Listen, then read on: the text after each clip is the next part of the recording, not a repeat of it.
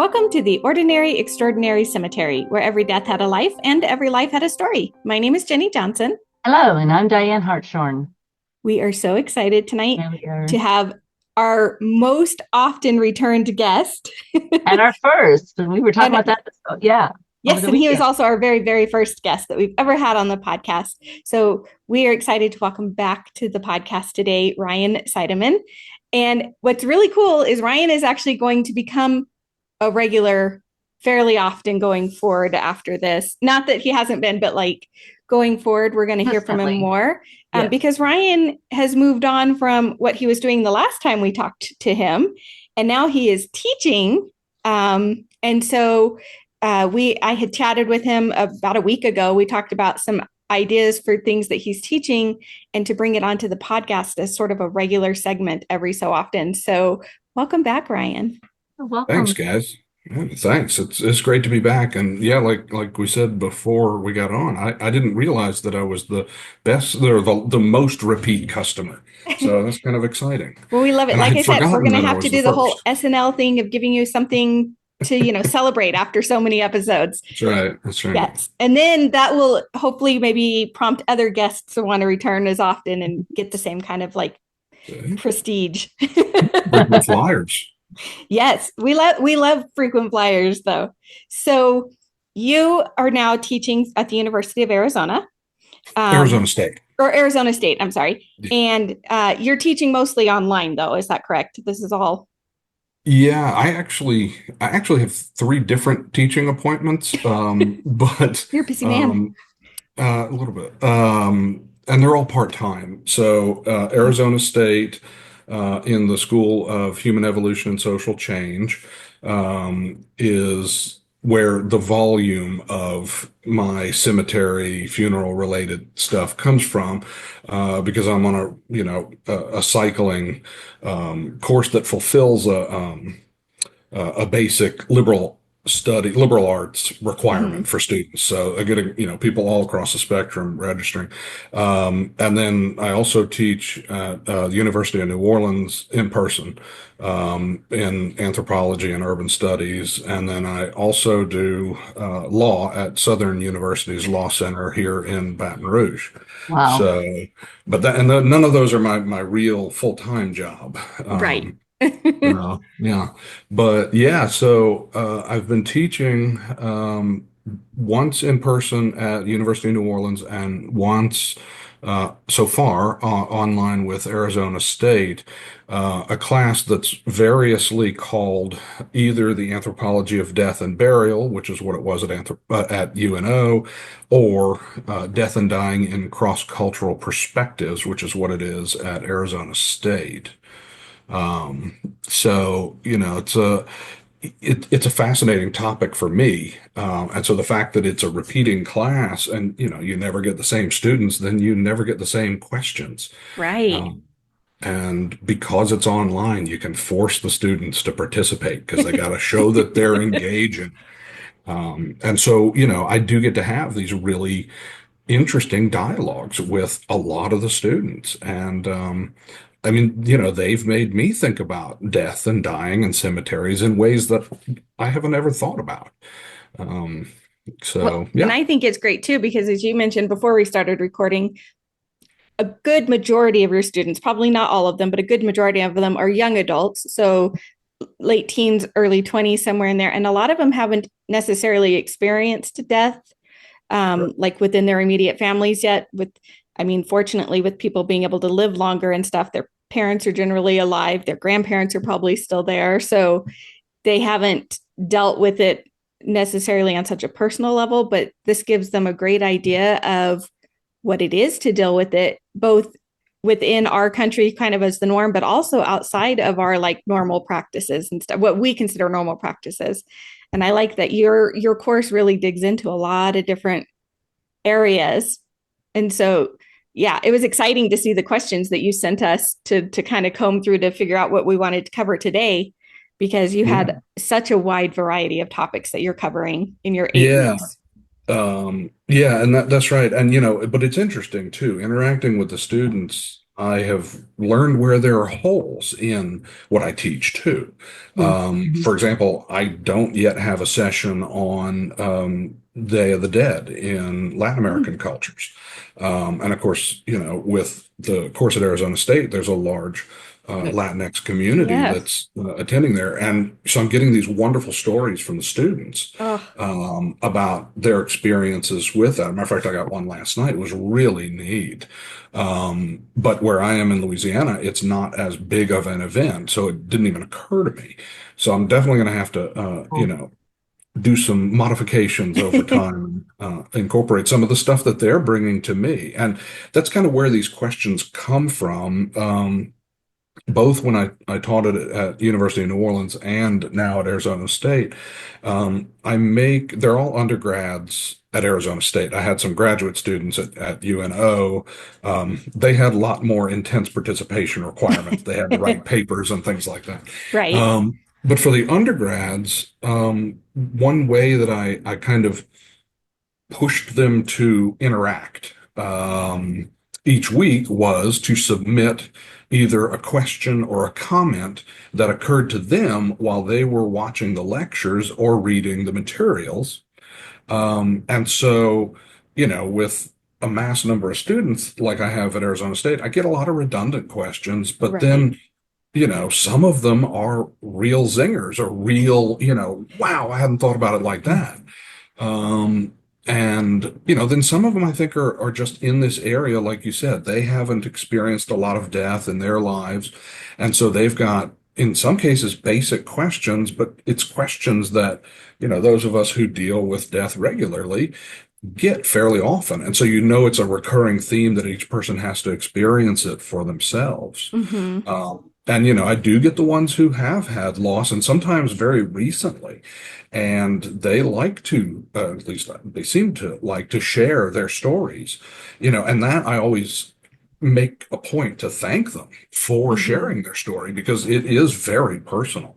And so I know that they're stepping out of their comfort zone to talk about that with somebody, a stranger, basically. Right. Even though, they see my face for, I don't know, 18 or 24 hours across 8 weeks, which is awful. But I am a stranger, and they really do share these sometimes heartwarming, sometimes, gut-wrenching stories of their experiences with death as well.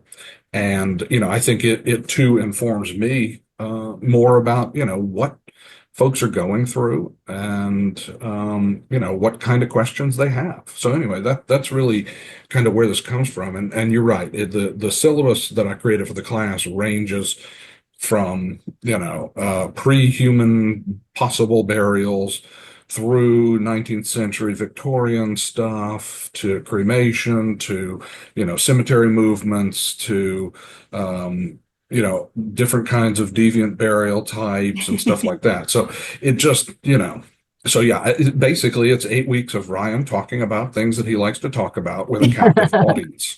Uh, But it's That's some of pretty it is cool. very important stuff Yes. all of it's important stuff. And again, you're getting the people who've dealt with it and the people who haven't. So everybody's getting a lesson, which yeah, I love, I think including so. yourself, which is the best thing, Definitely like me.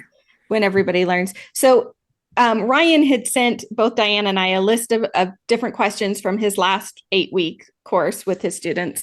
And so we pared it down. We went through and picked out the ones that felt we could kind of group together as one sort of cohesive discussion for today's episode. And so I just thought we would kind of start with that. And the very first question that is on there, and this might have even been one of the first questions on the thing, was at what point, and I think this is a good one, and we've brought it up a few times when we've talked about different things, especially when it comes to relocating cemeteries or relocating graves or creating new burial grounds. At what point should the needs of the living take precedence over considerations of the dead? So this is a great question because you see all the time when something gets moved or changed, people will get up in arms about it. on both sides of the fence, like both ways. Like some people are really offended that you would ever consider moving a grave, and other people are like, well, it's necessary because our city is expanding or whatever. So what was it that you told your students to answer that particular question? Well, the answer that I have to that question is I don't know the answer. And it is very, like you say, it's very person specific. And it's one of those questions that, when I was working on my doctorate, one of my doctoral committee members actually asked me that because I was going through a joint urban studies and anthropology program. And so Mm-hmm. development, is a good part of that program. And he just kind of stopped one day and said, well, but okay, I get it. We need to respect these spaces. That's fine. But at some point, um, when do the dead win over the living? And it's a very legitimate question.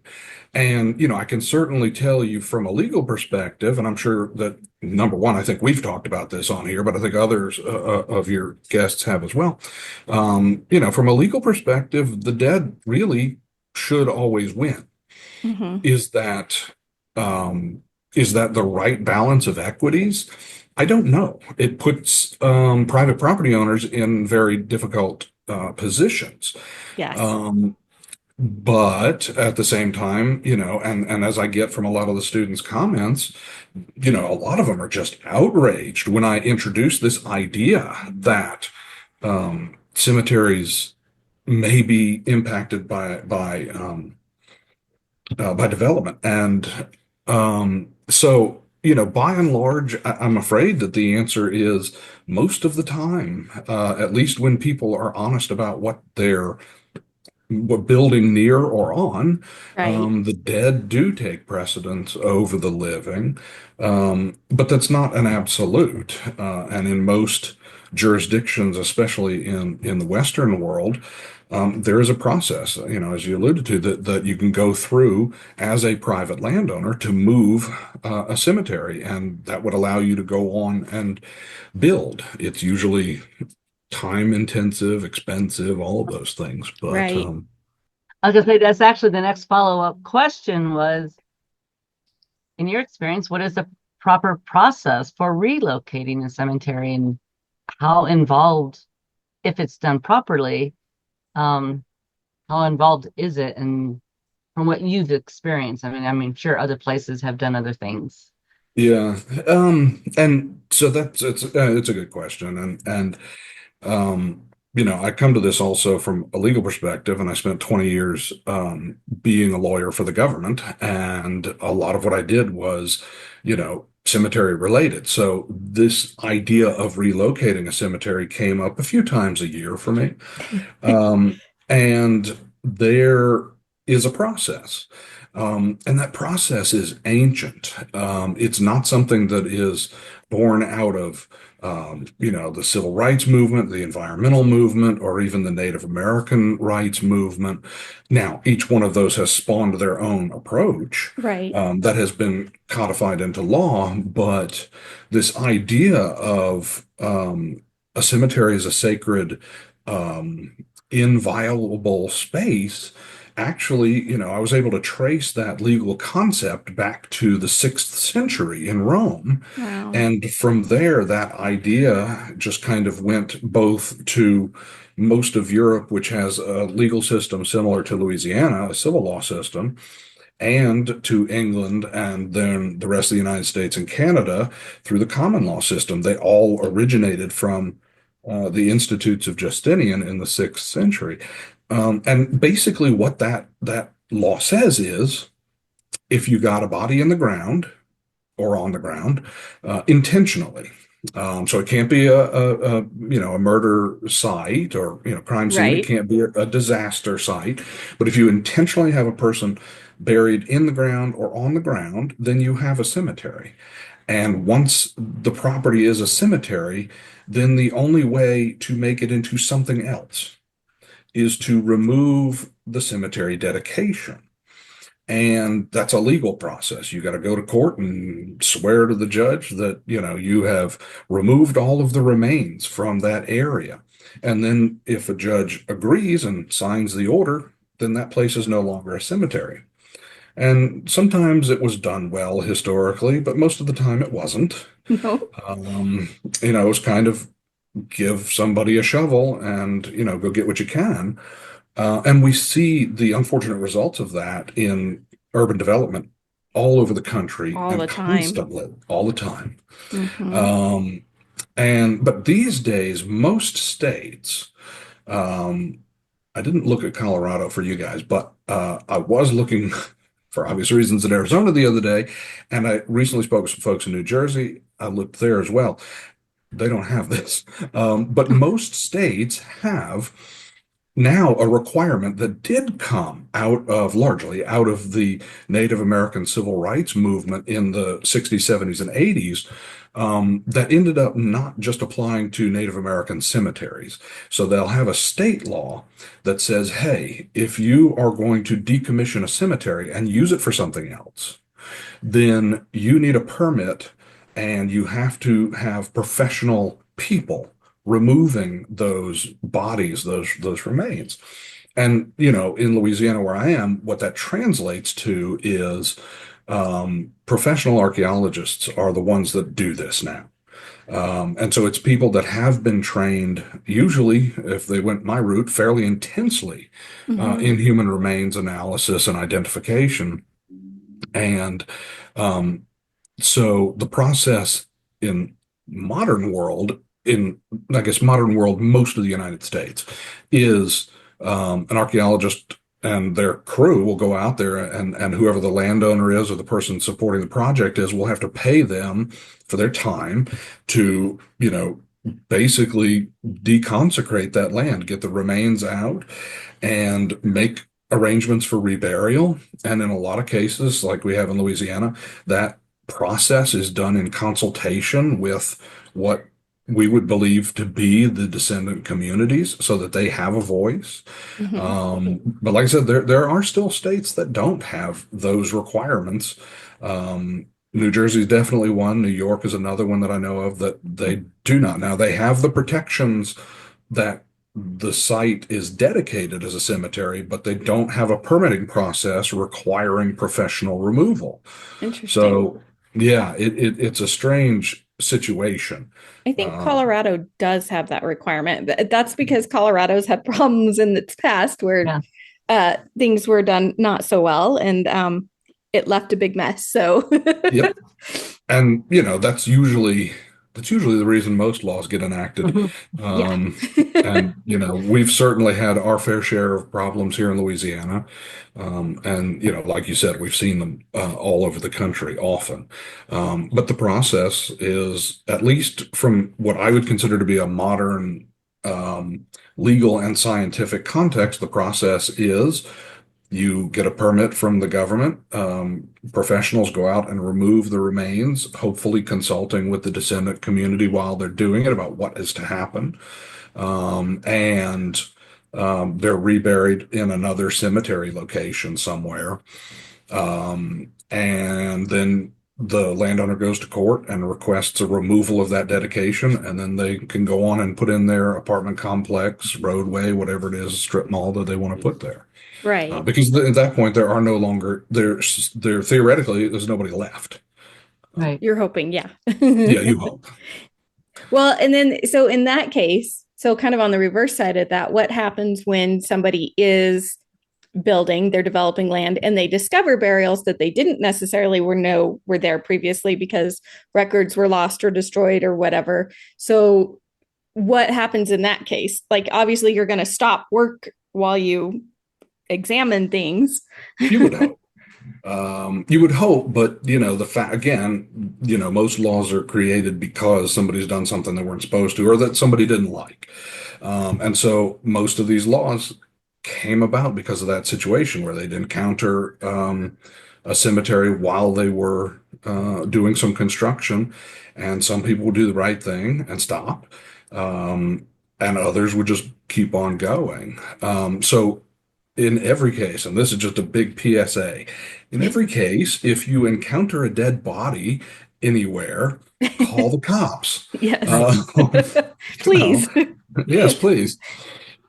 Because in most cases, the coroner needs to come out there and rule in or out that this is or is not a crime scene, that this is or is True. not a foul play situation. Um, and, well, coroner or medical examiner, depending on where you are. But, usually they will come out there, and if it is truly a cemetery site, they'll take one look at it and say, yep, this is not a crime scene. This isn't ours. Call your local historical society or call your local archaeology society. Um, and if you are, if you're dealing with a reasonably um, well-intentioned developer, and I do believe that most are, they will make those phone calls. They will have, the right individual under the law come out and make an assessment and basically present them with a scenario. Either you change your design or you don't build at all, or you go through the expense and the time of removing the cemetery. But, in those situations, you can't just build over them. Right. Uh, and so, I mean, that's what you would hope would happen in an encounter like that. It doesn't always, but in my experience, most of the time, people truly do want to do the right thing.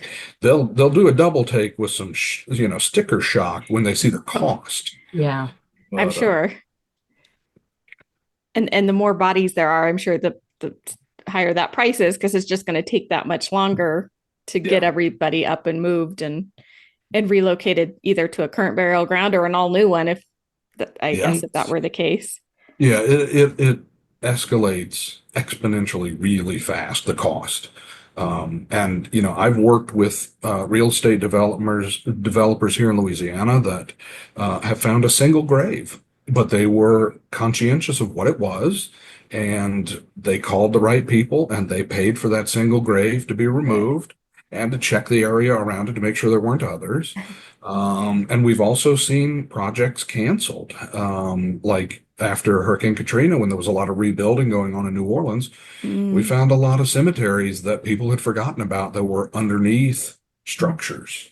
Oh, wow. And, then with the modern law in place that says you got to go through all these processes, in those cases, FEMA was funding the work. And even FEMA, with all of the resources that they have, looked at that and said, too expensive. No. Find somewhere else to build. Yeah. Yeah. So, at least I know of one of them in New Orleans today that's just now a green space. It's a public park. Um, just because it was, and it's a public park with commemorations around it Right. about what Yeah. it was. Right.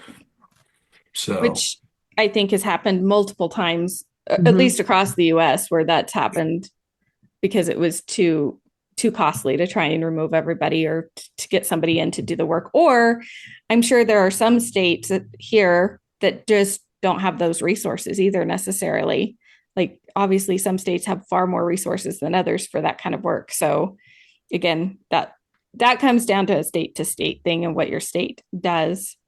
it, But the Yeah, greenscape is a beautiful alternative to absolutely. back to what was going to go in there, but it's a beautiful alternative. And the cemeteries still commemorate it. So I guess that's a good thing to come out of it. I mean, if people were walking above my grave for that reason, that's fine. I'm cool with that. Yeah. They can hang out in the green space above me. That's fine. Um, so with all of that, so one of the other questions that this kind of leads into um, was the number of choices we have, especially I think in the US, but I think this applies even in European countries. I'm not sure about some of the other countries in the world, but um, in the ways in which we handle burial and death here. So sometimes, I mean, most places we have the option for cremation or we have the option for a full body burial. The composting, human composting, all of that, that's still a relatively new concept in the modern sense of it, and not as welcome in a lot of places yet. So I thought this was a great question that the student asked. But because they said they were kind of saddened at the idea that there were so few choices in what to do with the remains once we had them, and how to make some changes to the laws to make it more friendly to what people might want. And yeah, you're right. It's a really good question. And that was how I took the question as well, was that it was in the context of maybe only being aware of the binary choice between whole body burial and cremation. But you raised the human composting. As I am often corrected, it is natural organic reduction, Right. but it's composting. And so there's that. There's alkaline hydrolysis. There are green burials. Um, so there are a bunch of other options. And the point you make is correct about different burial practices around the world. There are innumerable other practices that we just don't have within our cultural worldview in the United States today, or even in the West. Right. But yeah, certainly within the US, there are these alternatives that are just not as well known. And in a lot of cases, the states, and again, that's going to be just like before, a state to state thing. Mm-hmm. The states regulate what types of disposition you can have. And so, for example, here in Louisiana, and I can tell you, I know that's the case in Colorado as well, your options are whole body burial or cremation. You guys may have started toying with some of the other stuff. We actually will allow for whole body burial here, and I think most places do, in a green burial context, like where you have converted a forest land or something like that into a cemetery, and all of the laws that apply Right. attached to that too.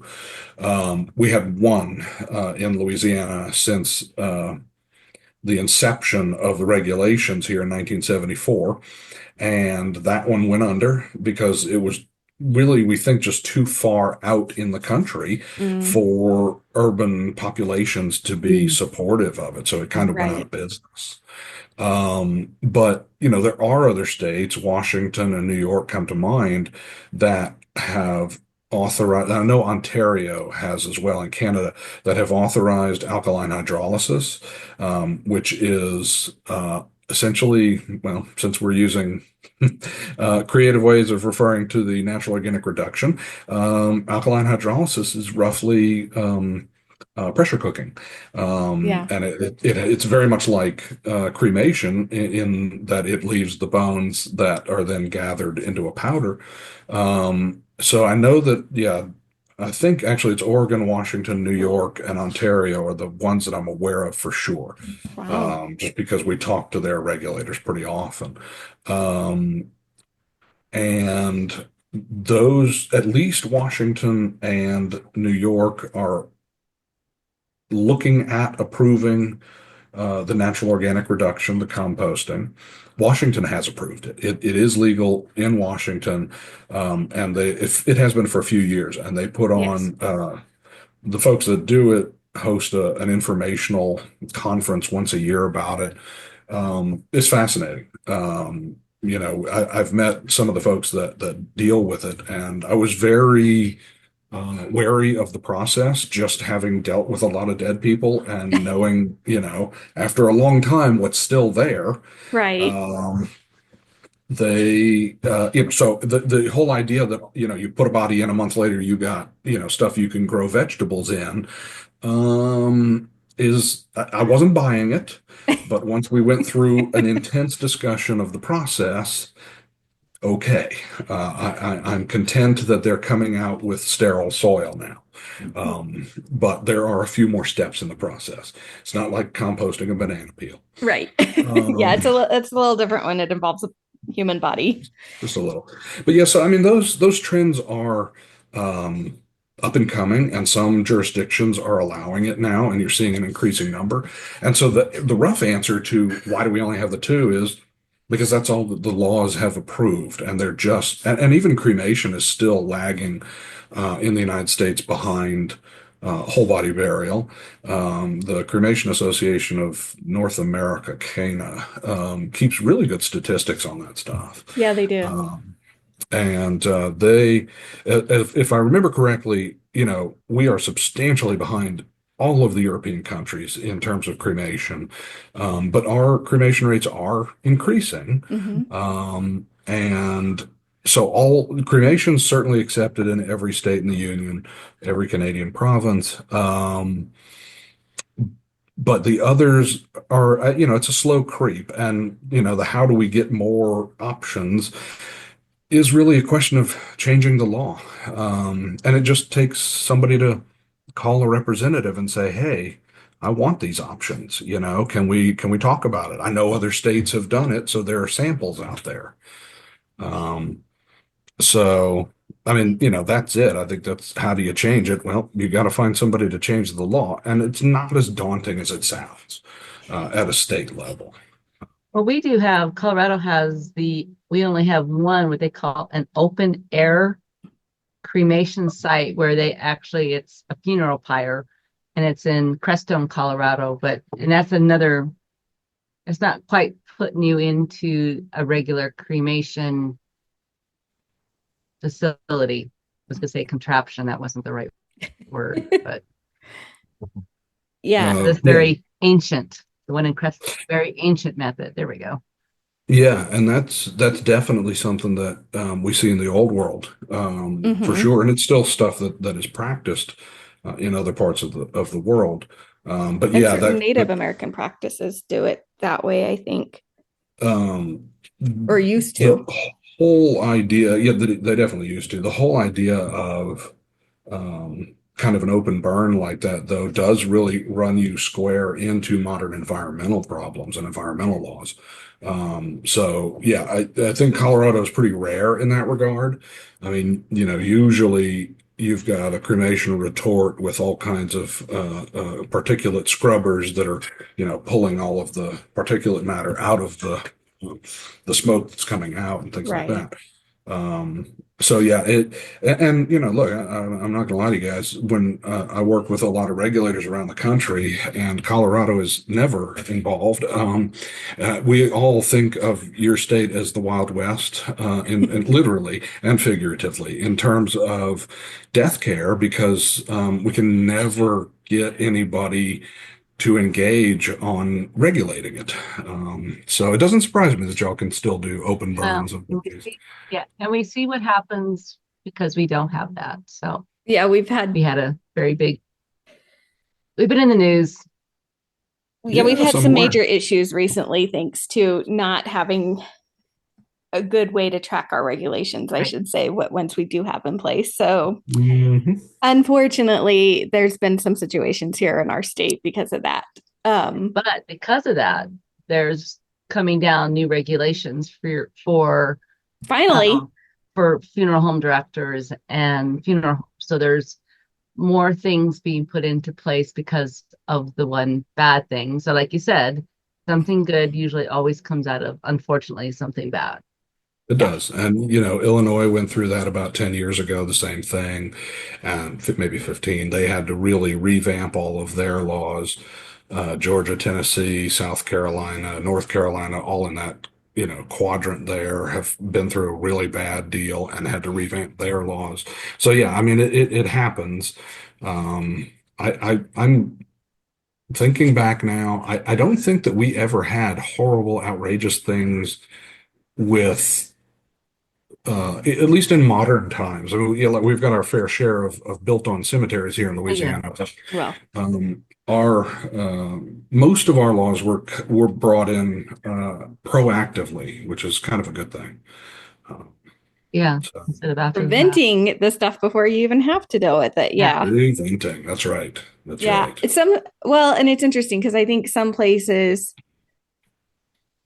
some of that, when it involves death and what happens with our dead, that's sort of an afterthought. Like we're so busy with everything going on the living side of things that we don't take into consideration what's going to come next and we have to do something with all of our deceased, whether that's cremation, burial, whatever. But yeah, again, that's a state to state thing. And I also think change is slow to happen because I think some people are very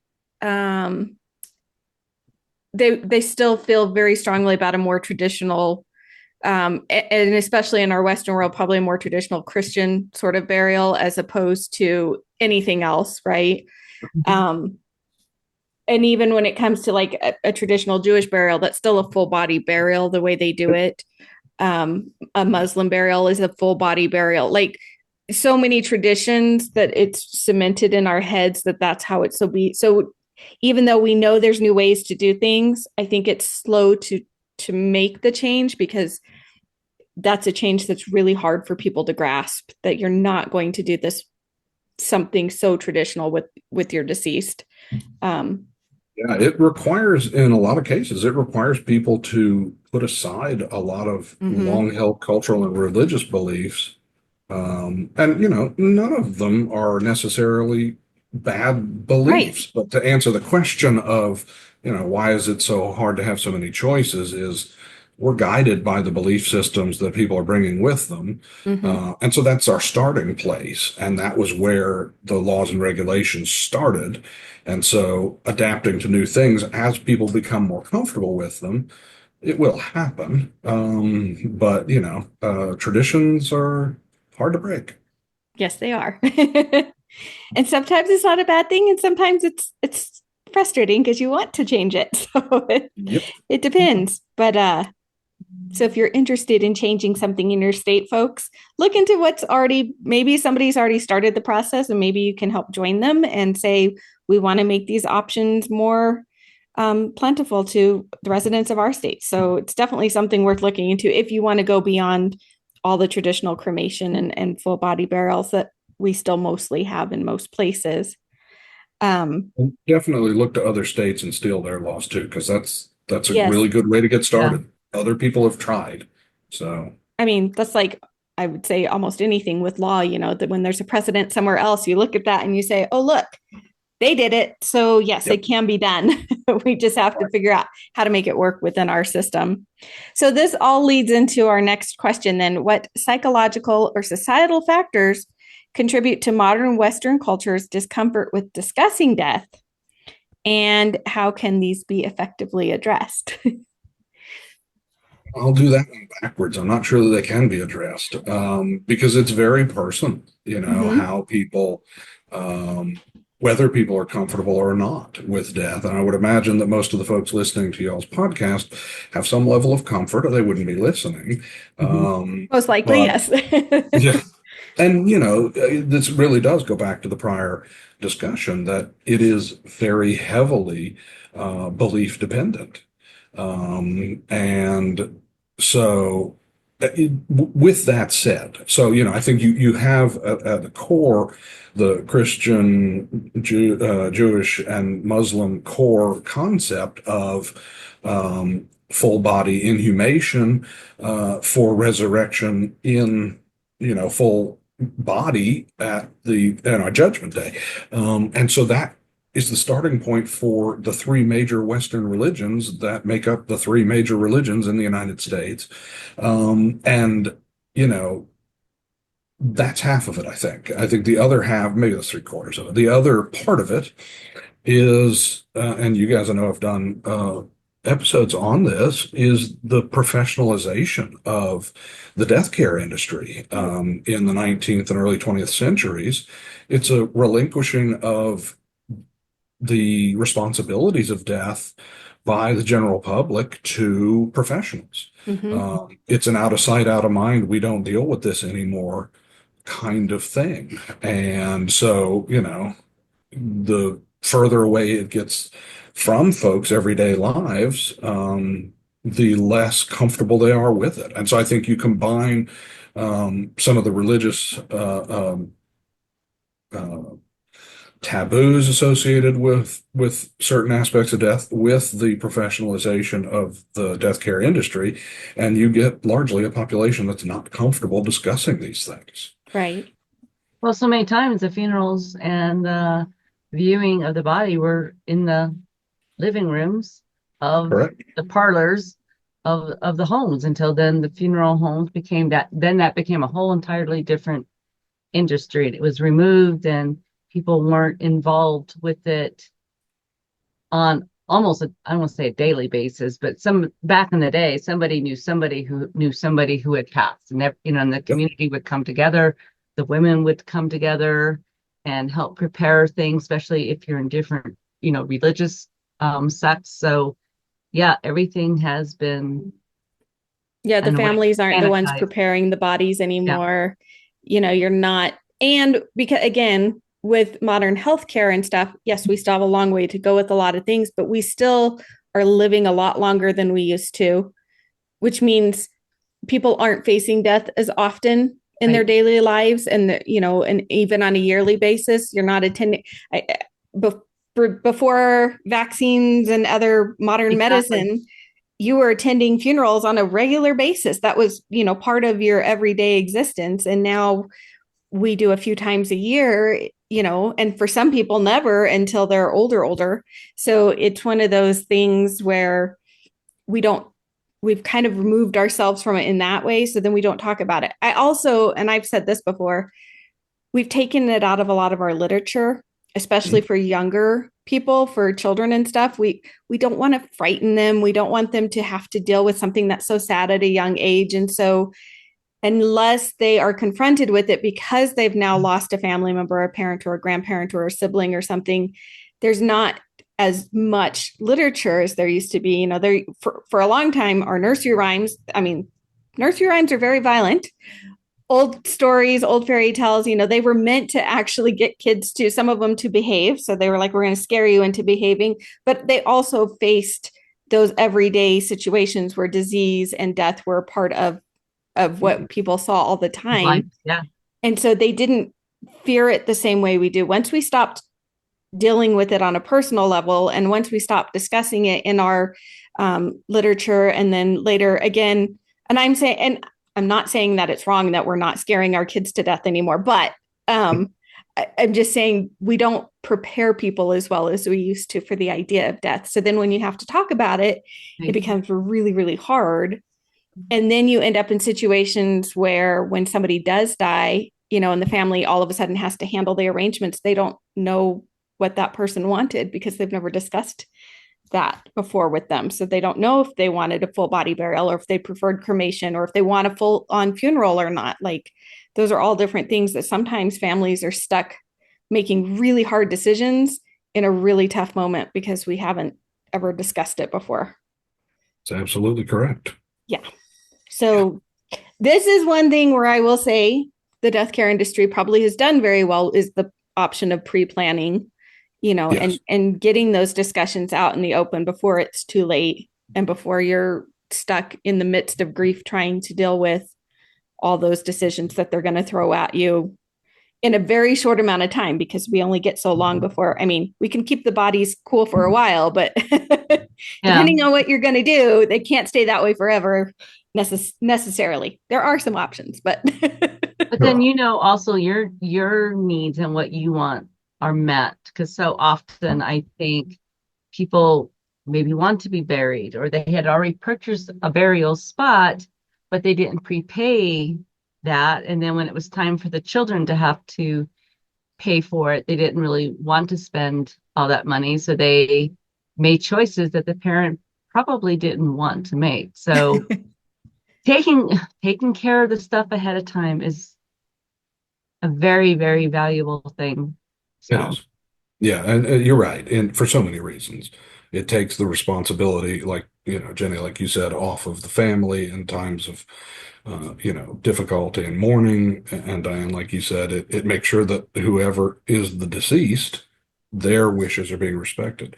So yeah, that's what I tell people, make your burial plans early and often. Maybe not often, but early. you could change it. Mine I have been mean, changed many times.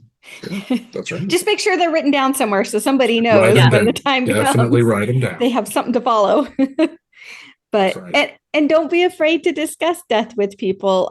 Absolutely. I think That's the culturally thing. we're going back again to maybe doing that a little more than we were for a while. I think between World War I and even the Vietnam War, I think that stretch of time was where it really became a less discussed topic, unless you lost somebody during the war or something, or wars, I should say, all those conflicts. Yeah.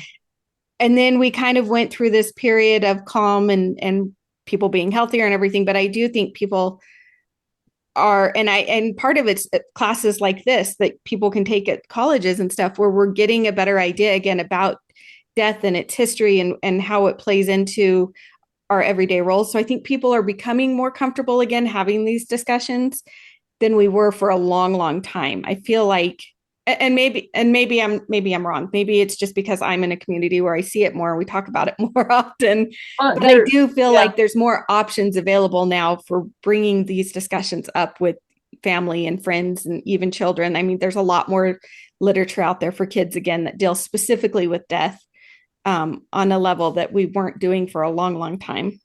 Well, there are the deaf cafes. I don't know how far spread they are. I know there are some here where people actually meet once a month and they talk about death. Yeah. And I think the whole idea is to get being able to sit and talk about death. And make it more comfortable. Yeah. How important it was to talk about that until I was surrounded by it every single day, because it's inevitable. And it's just something that I think if you could talk about it more, and God forbid when the time comes and you have to deal with it, you're not so, what is the word? Hit so hard with it that you can't process or think. Because, it's just important I guess it's just important to be able to discuss it on right. whatever level you're able to discuss it. Yeah. Very true. And not being so isolated. Yeah, this is creating communities that we didn't necessarily, I think for a while we forgot we needed. We needed our community to talk about not only all the good things that happen while we're alive, but what happens once we're gone. And I think people like to shut it off. Oh, you don't want to talk about that. It's time to move on. It's, right. That'll make the other person sad. So don't talk about them or whatever and whatever in the past tense. But the more we putting a time limit on grief. Yeah, the more we talk about death, I think the more we'll become comfortable and more accepting of it. So when the time comes, we're able to process, hopefully, a little bit easier. Yeah, and grief. So then the last question then for this whole thing to kind of tie it all up, or it was a comment that this student made rather than a question, but regarding the terms at rest or asleep, which we know if you look at, especially in older cemeteries, you will see that a lot on the headstones. It's carved in, but even today, I think we use those terms a lot. So this student asked, so why not just use the term deceased? Yeah, and that is, I mean, the at rest and asleep are euphemisms for it. And I think in part that ties back to this idea that there will be a resurrection and you are temporarily, asleep. You're temporarily wow, that word is not good for me tonight. Temporarily resting before, resurrection. So I think that's a big part of it. But then I think too, again, there is the distancing from death idea. And so I think in that way, it's a euphemism because we don't want to say dead or deceased. And on the flip side of that, again, it dovetails into the religious beliefs so well that that death is not permanent. It's a state of being until you're not dead anymore, or whatever the resurrection results in. You can tell I'm extremely religious. Well, I was just thinking culturally, because if we go back, I mean, we can go back centuries. You can go back to the Greeks, you can go back to the Egyptians and the Romans. They all had some sort of afterlife belief. Yes. So, the preparation of the body and everything went into whatever was coming next, depending on how they believed. And I think culturally, and Native American culture, same thing. A lot of them had to believe that there was some other afterlife, maybe not necessarily a resurrection as Christians are looking at it, but your soul at least is going to go on and do something else from that position of the body. So yeah, there's culturally, in so many cultures, there's some sort of a belief that there's something beyond death itself. Maybe that's why it's so difficult to talk about it, because we're losing that cultural religious belief. Because, you know, a lot of people aren't growing up in having a belief of an afterlife, of this is only a temporary, this, you know, there's more to come when the time comes. And that could be missing a whole lot of it. It's like they're not looking at the possibility of an afterlife.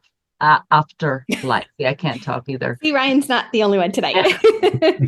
And I mean, that very well could be too. Yeah. Like if you don't have any sort of a religious belief after death, like, you know, I know for most atheists, it's you're dead, you're dead. That's it. You're gone. There's Right. nothing else after this. You're just going to decompose or burn up or, you know, whatever you're choosing to do. Yeah. And there's nothing beyond that. But for so long, even before Christianity, in so many different ways, there was always some sort of afterlife Something. for the body. And so, yeah, we're in a Yeah. state of rest. Yeah, but I think you're right. I think from a cultural perspective, that's one of the very few universal cultural notions worldwide. I'm not saying that there aren't exceptions, but Right. I'm hard pressed to come up with a culture that anybody's aware of that hasn't had some notion of an afterlife. Right. Belief systems may deviate from that, but the cultures themselves, it's almost a human universal. Mm-hmm. And And whether it may be a human universal that predates humans. it could be, and either because there really is something, or it's just as humans, we need to believe that there's more than just this one opportunity to, you know, in this one life that we're living currently, right? Like death being just the final end to things is very scary to a lot of people. Like what is the purpose of all the stuff we're doing it while we're alive if all we're going to do is die when we're done and there's nothing beyond that? So I think that's a core part of most humans, regardless of where or when they lived. Like we want there to be something beyond just this one time on earth. And we also, for our loved ones who have passed, then we know there's someplace else. They're in a better place. They're doing whatever our beliefs think they're doing instead of just right. That's it. Yeah, there's a level of comfort that comes with it. Yeah. So I think sure. that's why we use those words. And I especially think you see it, especially again, Victorian era, love that. Anything between the late 1600s through the Victorian era, you're going to start to see the at rest, asleep, in peace, whatever. And especially if it's a younger person's grave. Yeah. Because, you know, if at least me, if I were a parent who lost a child, you're going to grieve that child for a long time. Even, you know, and there were plenty of families before modern medicine who lost multiple children on a regular, you know, all the time. So for them to think that their children are resting and just sleeping, I think brought them that level of comfort that they needed, that they're not the ones caring for them anymore. So like sleeping in the arms of Jesus. I mean, how would that not comfort you? Right. Yeah.